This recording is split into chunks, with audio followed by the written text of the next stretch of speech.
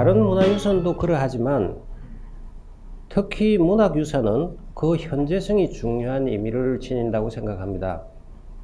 여기서 현재성을 지닌 문화란 요즘의 세상 속에서 요즘 사람들에게 계속적으로 향수되고 소비되는 살아있는 문화를 뜻하고자 합니다. 마찬가지로 천년 전의 문학작품이 현재 독자들에게 즐겨 읽힌다면 그 문학작품은 오늘날에도 살아있는 현재성을 지닌 작품이라 하겠습니다. 우리는 오래전의 작품이면서 오늘날에도 여전히 즐겨 읽히는 작품을 고전이라고 합니다. 시공을 초월한 보편적 의미와 감동을 지닌 작품을 고전이라고 한다면 고전은 현재성을 지닌 문학작품이라고 다르게 말할 수 있겠습니다. 그렇다면 한국 문학사가 남긴 수많은 문학작품들 가운데에서 지금 현재성을 지닌 작품이 어떤 것이 있으며 또 얼마나 되는가 한번 물어볼 만 하겠습니다. 우리 주변에 이광수의 무정이나 최만식의 태평천하, 이기영의 고향을 찾아서 읽는 자발적 독자가 얼마나 될까요? 물론 많은 학생들이 공부 때문에 찾아서 읽습니다. 그리고 국문학을 전공하는 대학생이나 연구자들은 더 깊이 찾아서 읽고 있을 것입니다. 그러나 문화향수, 교양체험의 대상으로서 이런 작품을 찾아서 읽는 경우는 매우 드물지 않나 하는 것이 저희 짐작입니다. 오늘 강연의 주제가 되고 있는 네 작가, 즉 김동인, 김유정, 김동리, 이태준의 단편소설들의 경우도 별로 다르지 않을 것이다 하는 것이 또한 저희 생각입니다. 이에 대해서 우리는 오늘의 관점에서 이 작품들이 읽을 만한 가치와 흥미가 있는 것인지 다시 물어볼 필요가 있을 것입니다. 먼저 그러면 김동인 소설에 대해서 살펴보도록 하겠습니다. 김동인은 그의 나이 20살이 되면 대든 1919년 창조라는 동인지를 발간하고 거기에다 약한 자의 슬픔을 발표하면서 작가가 된 사람입니다. 이광수와 더불어 한국 현대문학의 선구자라고 할 수 있겠습니다. 약한 자의 슬픔은 그 시기적 선구성을 인정한다 하더라도 여러가지 면에서 어설픈 작품입니다. 구성도 그렇고 문체도 그렇고 인물과 스토리까지 허술한 작품입니다. 사실 김동인의 대표작이라고 흔히 언급되는 배따라기, 감자, 발가락이 닮았다, 명문, 광염소나타, 광화사 등등의 작품들도 약한 자의 슬픔이 보여주는 어설픔을 크게 벗어나지 못하고 있다고 보입니다. 김동인의 단편 가운데서 태형과 곰내가 그래도 괜찮은 작품이라 할 수 있습니다. 태형은 김동인의 초기 작품임에도 불구하고 상당히 안정된 문체와 구성을 보여줍니다. 묘사도 구체적이고 실감납니다. 태형이 구체적이고 사실적인 묘사가 돋보이는 작품이라면 곰내는 성격 창조가 돋보이는 작품입니다. 그러나 태형과 곰내가 비교적 안정된 모습을 보여주기는 하지만 이 두 작품에서는 김동인의 특성이 강하게 느껴지지 않습니다. 다른 작가도 쓸 수 있는 작품처럼 생각됩니다. 오히려 감자, 발가락이 닮았다, 광염소나타 같은 작품에서 보듯이 극단적 인물과 황당한 사건에 김동인 소설의 특성이 있는 것으로 생각되기도 합니다. 그리고 이들 소설에서 어떤 종류의 에너지도 더 많이 느껴지는 것 같습니다. 이 지점에서 저희 김동인 소설에 대한 독서 체험이 다소 혼란스러워지는 것은 사실입니다. 한편 김동인 소설이 보여주는 많은 허술함과 무리와 억지에도 불구하고 그의 소설이 일관되게 전달하는 의미 있는 메시지가 있는 것 같습니다. 그것은 인간이 매우 어리석고 모순된 존재라는 메시지입니다. 김동인의 소설에 등장하는 거의 모든 주동인물들은 이기적 탐욕과 무모하고 충동적인 감정에 굴복하는 어리석고 모순된 존재입니다. 그래서 자신의 주변도 파괴하고 스스로도 파멸하는 경우가 대부분입니다. 김동인의 소설은 세상이 지옥이고 인간이 악마임을 거듭 강조하고 있으며 우리는 그것이 과장되었다고 말할 수 있을지라도 거기에 부정할 수 없는 진실이 있음을 외면하기는 어렵습니다. 그리고 선하고 긍정적인 가치의 주장 뒤에 숨어있는 많은 거짓들에 쉽사리 설득당하지 않으려는 의지를 배우게 되고 또 자기 자신을 포함한 세상의 많은 배반에 견디는 힘을 배우게 되는 측면도 있는 것 같습니다. 그렇지만 이런 메시지들이 보다 진지하고 실감나게 탐구되지 못하고 있으면 다시 한번 지적해 둘 수밖에 없을 듯 합니다.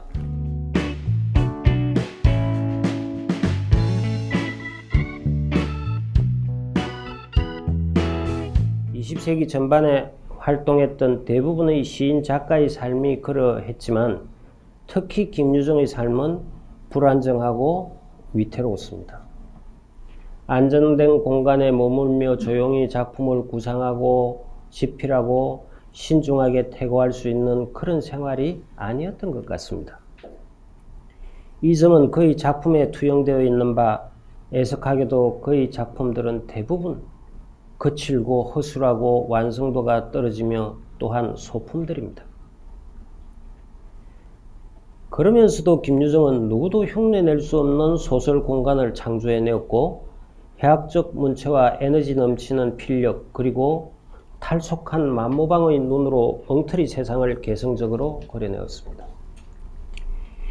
김유정의 소설은 아직 전근대적 삶의 방식으로 살아가는 아주 가난하고 궁벽한 시골 사람들의 삶을 주로 다루고 있습니다.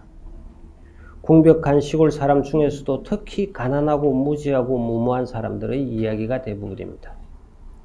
산골 나그네, 노다지, 금 따는 콩밭, 만모방, 소낙비, 솥, 따라지, 금, 아내, 가을 등으로 김유적 문학의 본질이라 할 수 있는 작품들이 대개 그러합니다. 김유정의 개성적인 문체와 작품 세계의 문학적 가치는 분명해 보입니다. 그러나 고전으로서의 자질이나 현재성의 관점에서 김유정의 이런 작품들은 매우 난처한 위치에 있는 것 같습니다. 내용은 너무 거칠고 황당합니다. 형식도 거칠고 허술합니다. 저는 김유정의 이런 작품들이 오늘의 일반 독자들에게 어떤 의미를 줄 수 있을는지 의문을 던져보게 됩니다. 한편 조그만 예도 있습니다. 봄봄, 동백꽃, 산골 이 세 작품은 가난하고 무지한 시골의 삶을 해학적 문체로 그려내면서도 그 내용이 온건하고 정제되어 있으며 또 짜임새도 안정감도 높은 편입니다. 그러나 김유정 역시 김동리 비슷하게 그런 김동인이 지녔던 그런 면들이 있는 것 같은데 봄봄, 동백꽃, 산골이 김유정의 다른 거친 주제의 작품들보다 더 낫다고 말씀드리기도 좀 주저됩니다. 강렬한 주제의식을 동백꽃 등의 작품에서는 만날 수 없습니다. 존재와 윤리를 모두 던져 엉터리 세상에 대결하는 무모한 힘이 느껴지지 않는 것입니다. 동백꽃 등은 잘 만들어진 작품이긴 하지만 만모방 등과 같은 거친 힘을 보여주지 못합니다. 만모방 등의 경우 김유정 작품의 주인공들은 세상의 질서 밖에 있는 듯이 보입니다. 마찬가지 논리로 김유정의 소설들은 문학의 질서를 벗어나 있는 것 같습니다. 작품으로서는 동백꽃이 우수하다고 해야겠지만 김유정의 문학적 성격은 만모방 등에서 더 잘 드러내는 것이 아닌가 합니다. 이런 생각은 앞서 김동인의 경우에도 언급했습니다만 김유정의 경우 더욱 강하게 드는 것은 어쩔 수가 없습니다. 이래저래 김유정은 저에게 있어 혼란스러운 작가이고 안타까운 작가이고 알 수 없는 작가입니다.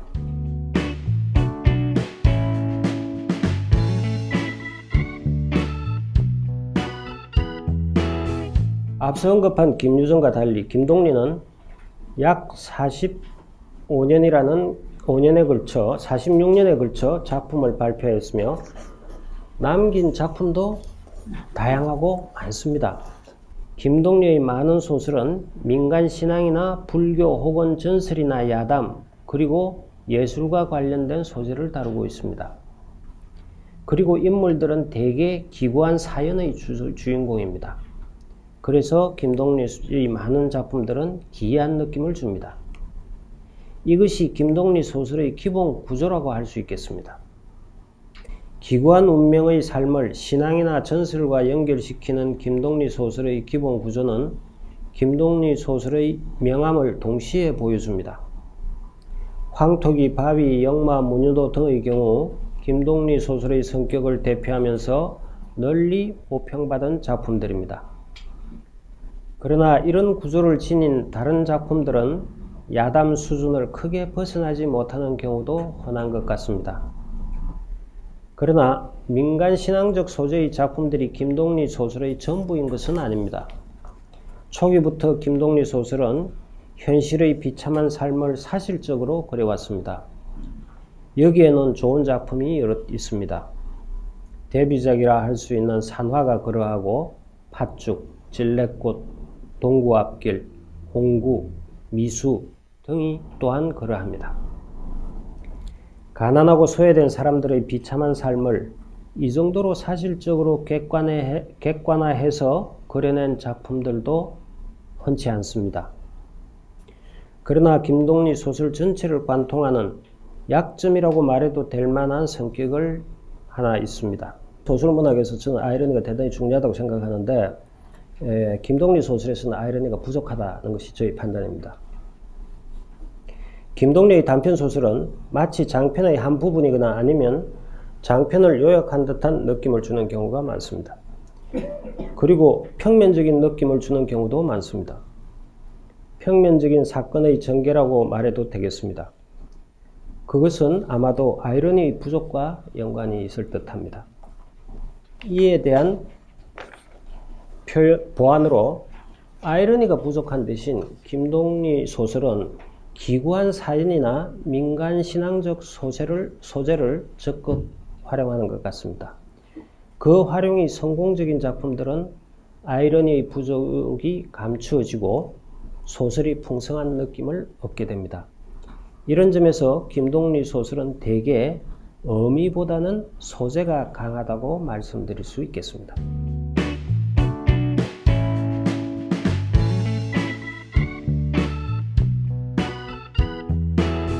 이태준은 김유정과 김동리보다 나이도 많고 문필 활동도 먼저 했습니다. 그럼에도 이태준을 오늘 강연의 마지막에 언급하는 데는 나름대로 까닭이 있습니다. 그것은 오늘 언급한 네 작가 가운데서 이태준이 가장 현재성이 강한 작가라고 판단되기 때문입니다. 저는 오늘 강연을 위해서 네 작가의 단편소설을 새로이 일독하였습니다만 온전히 독자로서 감상에 몰입할 수 있었던 작품은 주로 이태준의 소설이었습니다. 이태준의 소설은 크게 두 갈래로 나누어 볼 수 있는 바 삶의 고달픔을 시대 현실 속에서 그려내는 작품들이 있고 또 품위와 섬세함을 가지고 사람과 삶의 이러저러한 기미를 잘 드러내는 작품들이 있습니다. 전자에 해당되는 작품으로는 신라권 이야기, 꽃나무는 심어놓고, 봄, 어떤 날 새벽, 폐강냉 등등이고 후자는 다시 영월영감, 구루선생, 복덕방 등 잘난 사람이 바보가 된 경우와 달밤, 색시, 송거부 등 처음부터 좀 못난이인 경우를 다시 나누어 생각할 수 있겠습니다. 이태준의 소설은 어느 경우나 세련되고 정제된 문체가 큰 역할을 하고 있으며 또 시대를 넘어서는 보편성을 어느 정도 이상 지니고 있다고 생각됩니다. 작품을 예로 들어 말씀드리겠습니다. 간단한 소품이지만 만만치 않은 봄이라는 작품이 있습니다. 아내 잃고 딸과 함께 고달픈 삶을 사는 박이라는 사람이 오랜만에 귀한 휴일을 얻어 봄날 하루를 보내는 이야기입니다. 화창한 봄날이지만 그가 할 수 있는 일은 아무것도 없습니다. 어찌어찌 하다가 남산으로 나가봅니다. 그렇지만 남산의 상춘 인파 속에서 그는 더욱 비참해집니다. 마지막에는 담 너머 피어있는 벚꽃 한 가지를 꺾다가 도적으로 몰려서 큰 낭패를 당하기까지 합니다. 꽃나무는 심어놓고라는 작품도 함께 말씀드려도 되겠습니다. 이 작품은 착실한 농부인 방서방이 소작하던 농지를 일본 회사가 사가면서 빚이 늘어 결국 고향을 덩지고 도회로 나와 거지가 되고 마침내는 아내와 딸까지 잃어버리고 만다는 비참한 이야기입니다. 군청에서 준 꽃나무 모목을 잘 심어서 고향에는 꽃이 피었지만 방서방의 비참한 삶과 오히려 대비될 뿐입니다. 두 작품 모두 주인공의 비참한 지경을 실감나게 그려냅니다. 그러면서 그것을 화창한 봄이나 꽃과 대비시키고 아이러니의 효과를 만들어냅니다. 독자들은 이러한 봄이나 꽃나무는 심어놓고를 읽으면서 식민지 시대의 하층민들이 얼마나 비참한 삶을 살았는가를 실감할 수 있을 것입니다. 그러나 물론 그 실감을 할 수는 있지만 그것이 독서의 주된 목적이 되는 것은 아니라고 생각합니다. 이 두 작품이 오늘날의 독자들에게도 흥미로운 점이 있다면 그것은 화창한 날과 쉬는 날이 오히려 더 괴로울 수 있다는 보편적 삶의 일면 때문이며 또한 꽃 심어놓은 고향에서 오히려 쫓겨나고 남편을 위한 아내의 선한 행동이 더욱 큰 불행을 초래할 수 있다는 보편적 삶의 일면 때문일 것입니다. 물론 묘사와 같은 작품의 작은 부분들에서 작용하는 보편성도 있습니다. 이처럼 이태준의 소설들은 시대를 정직하게 다루면서도 보편성을 착실하게 확보해 두고 있는 경우가 많습니다. 보편성의 확보는 시대를 넘어서서 현재성의 확보로 이어진다고 생각합니다. 다음으로 영월영감, 부르선생, 색시, 달밤, 송거부, 아담의 후예 등등은 흥미로운 인간 탐구를 보여줍니다. 작가 이태준의 솜씨와 성향이 특히 잘 드러나는 작품이라고 많은 평자들이 이야기합니다. 소설을 인간에 대한 탐구라고 한다면 이 작품들은 간략하고 부분적인 채로 그 모범적인 답이 될 만합니다. 물론 이 작품들에서도 시대의 암울은 중요하게 드러나고 있습니다만 그러나 초점은 시대의 탐구가 아니라 인간의 탐구에 있음이 분명해 보입니다. 그리고 그 때문에 세간의 일부 부정적 평가와는 달리 이 작품들의 의의와 현재성이 더 높다고, 오히려 더 높다고 하겠습니다. 그리고 별다른 해설이 필요 없는 읽는 것이 곧 이해가 되는 바람직한 문학의 모습을 보여주는 작품들이기도 합니다. 이태준의 많은 작품들은 우리 곁에 두고 다시 읽어도 독서의 보람이 있습니다. 그의 소설이 지닌 보편적 의미와 호소력 있는 문체는 현재성을 담보하는 것이라고 저는 생각합니다.